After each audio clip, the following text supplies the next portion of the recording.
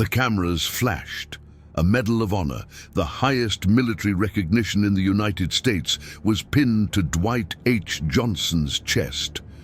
Applause thundered through the room. The president offered a handshake. News outlets called him a national treasure, a war hero, a symbol of valor.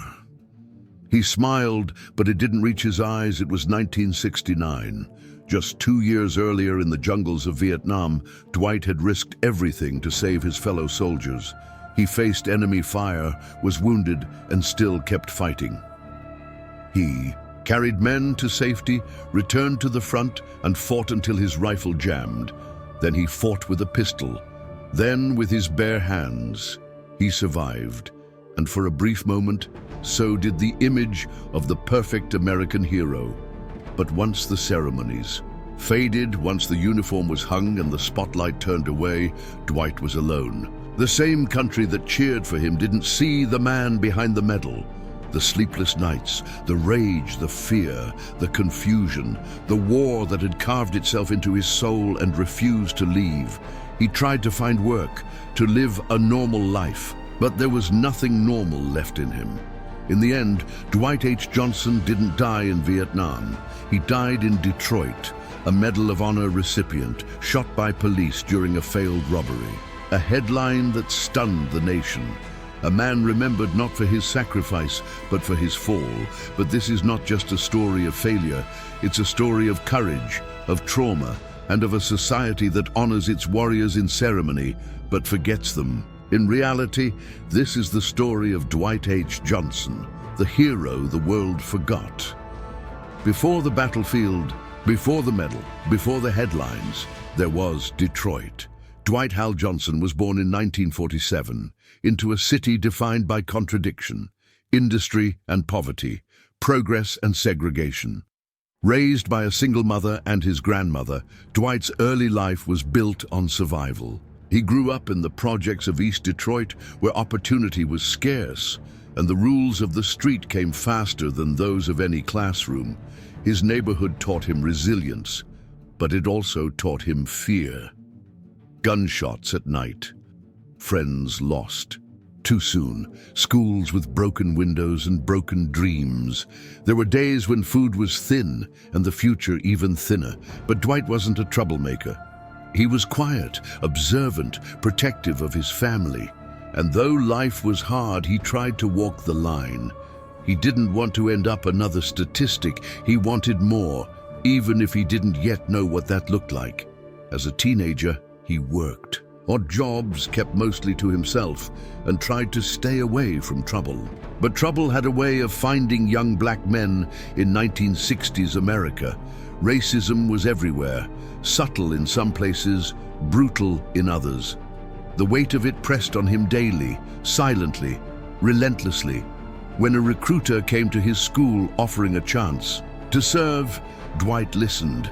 The military promised something the streets never could: structure, pride, a way out. He signed the papers at 17, not because he wanted war, but because he wanted purpose. He didn't yet know that he'd be sent halfway across the world, that he'd face fire, death, and glory, that he'd return a hero and still be broken. He only knew one thing as he stepped onto that bus: whatever came next had to be better than what he was leaving behind. Vietnam didn't look like a battlefield. At first glance, it was green, dense, endless, alive. But behind every tree, every leaf, every shadow, there could be death.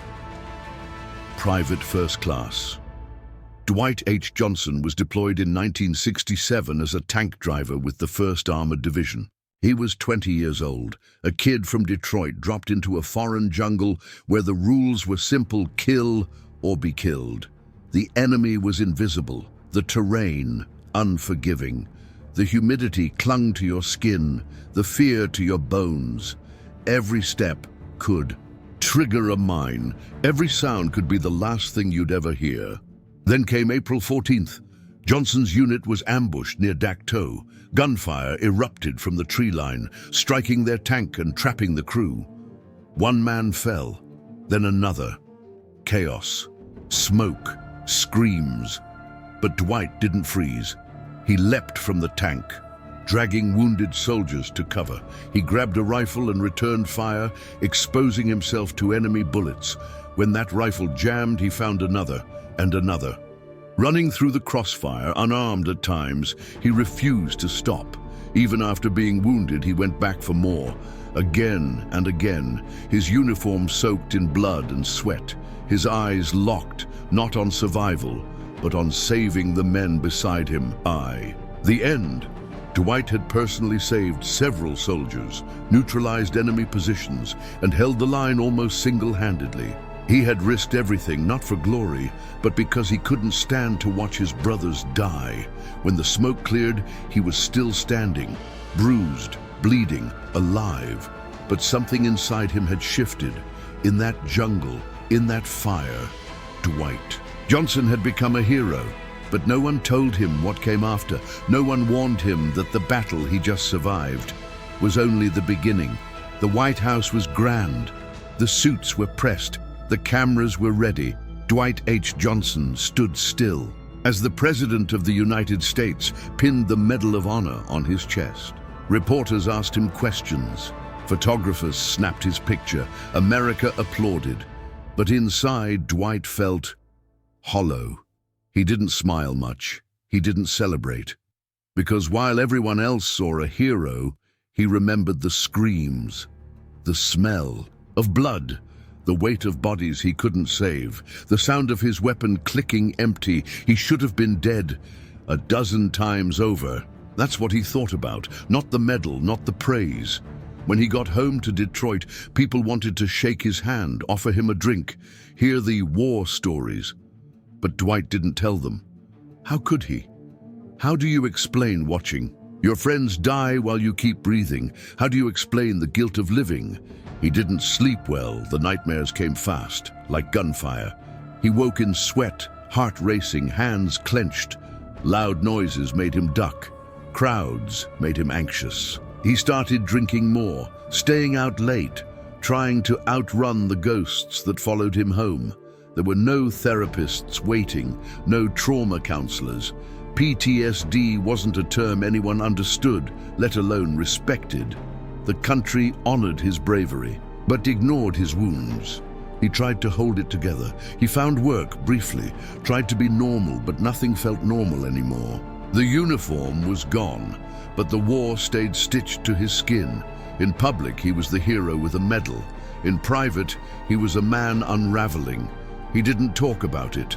Most veterans didn't. The silence became a kind of shield, one that only grew, heavier with time.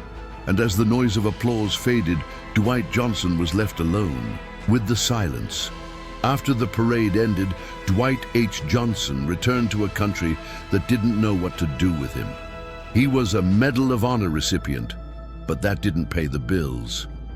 There were no job offers waiting. No benefits that matched.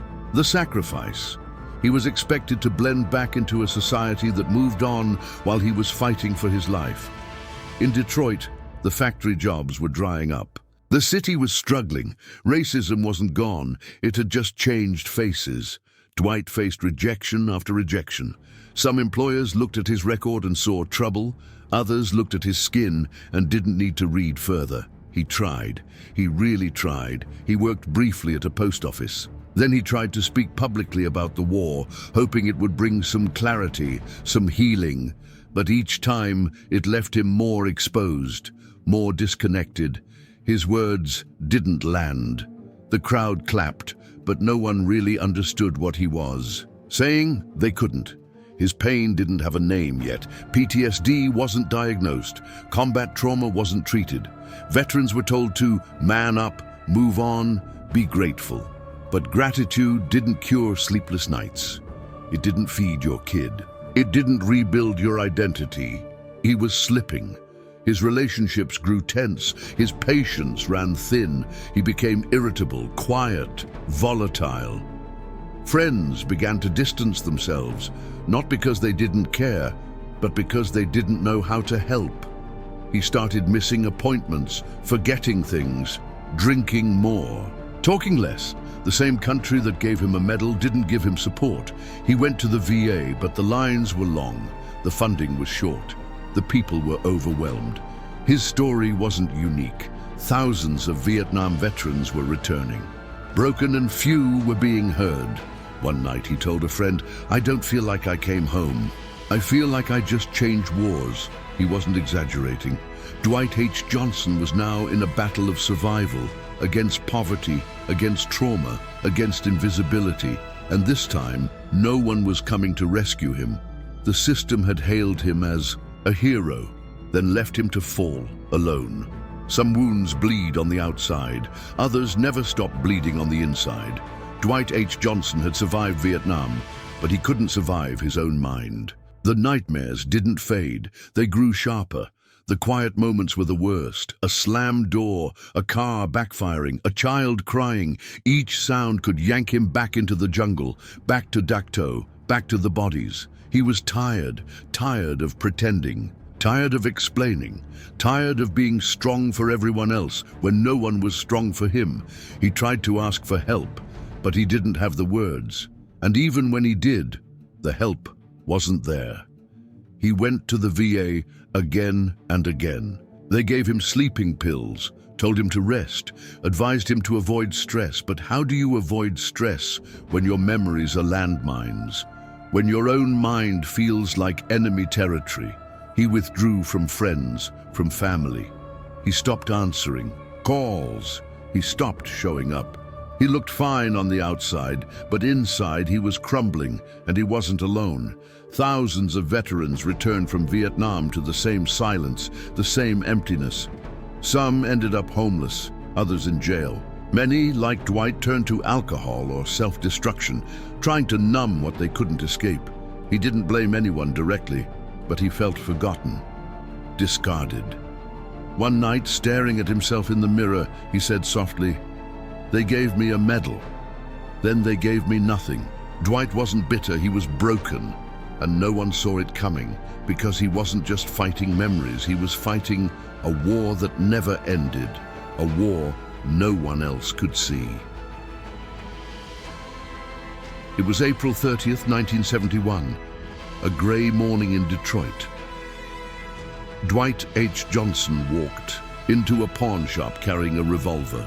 No disguise, no getaway plan, no words. Just a weapon, a hollow look, and something broken deep inside. What exactly happened next is still debated, but what's known is this: a struggle, a gun, a store owner, a call to the police. Moments later, Dwight, Medal of Honor recipient, war hero, was gunned down in the street, 4 bullets. He died there on the pavement not far from where he grew up, alone, at 23.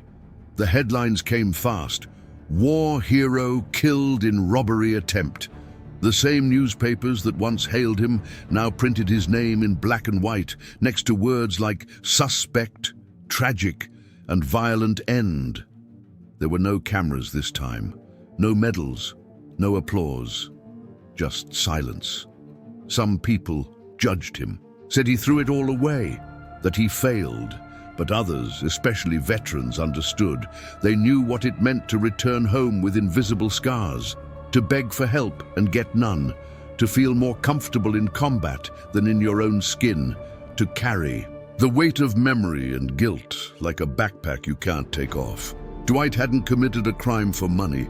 He wasn't chasing greed, he was chasing something else. Maybe a cry for help, maybe a final moment of control. Maybe he didn't want to survive anymore. The tragedy wasn't just that he died, it was that he never got to live. Not fully, not freely, not like the country promised him when he put on that uniform. And so, a young man who once stood tall before the President of the United States fell in the street, not as a criminal, but as a casualty of war, of silence, of a system that failed to see the battle he was still fighting. Dwight H. Johnson was buried with full military honors, a flag folded, a gun salute, a somber ceremony. But for many who stood there that day, veterans, family, neighbors, it didn't feel like a tribute. It felt like a reckoning.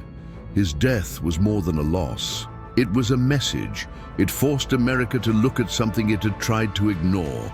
The wounds that soldiers carry home, the ones medals can't heal, the ones that don't bleed, but never stop hurting. Veterans across the country saw themselves. In Dwight, brave, decorated, haunted, they spoke up. Some, for the first time, about the nightmares, the anger, the fear, about how the country had trained them to fight, but not how to come home.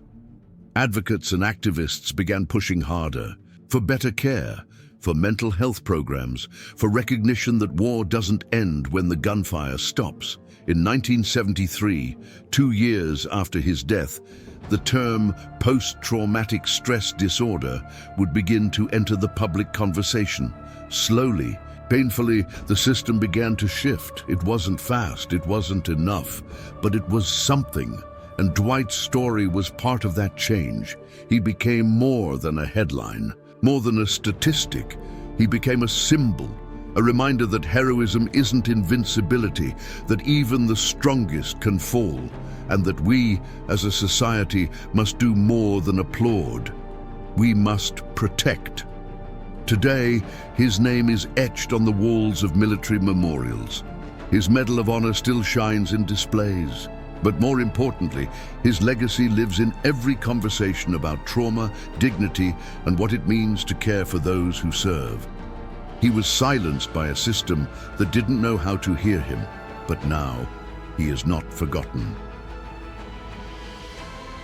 Dwight H. Johnson's story didn't end on that Detroit street.